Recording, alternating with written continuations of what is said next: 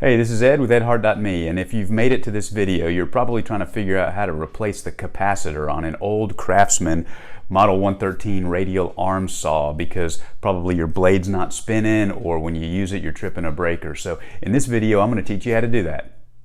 First thing you want to do is unplug your saw. Next, rotate the lever so that your blade is all the way up, and then loosen and very carefully remove the blade cover. Next, you want to remove the blade itself so you can get to the motor easily.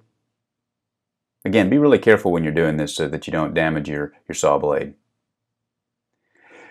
Press the release button and then rotate the motor so that it's vertical, and you're actually going to be able to get to the screws on the back side of the saw. There's 6 of them, the 2 that I'm removing here, and then there's 4 more on each corner. Remove them all and make sure that you keep all of your screws in a organized place so that you don't lose them, and you can put your saw back together.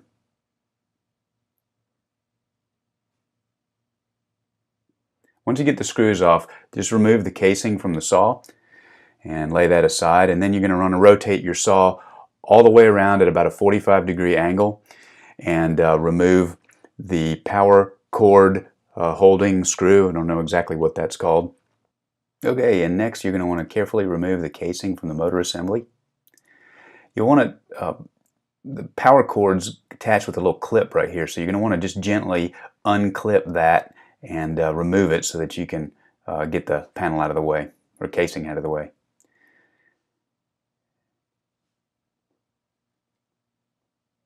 It's just that little clip right there. So now you can see the capacitor. It's that black cylindrical object that I've got here, and I can't actually believe it, but Sears Parts Direct actually had a capacitor to fit this saw.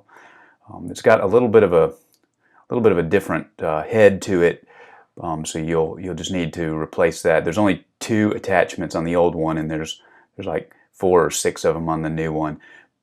So you'll want to replace that capacitor, clip it back in, and reassemble the casing around the motor assembly. Okay, I'm just going to speed up the video here and reassemble all of the parts.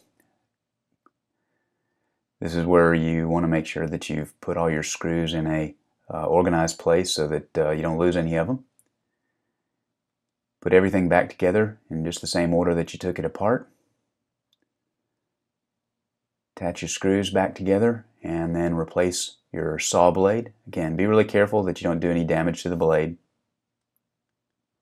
And gently put the blade cover back on. Alright, so we got this thing back together, and now it's time to test it out and see if it works.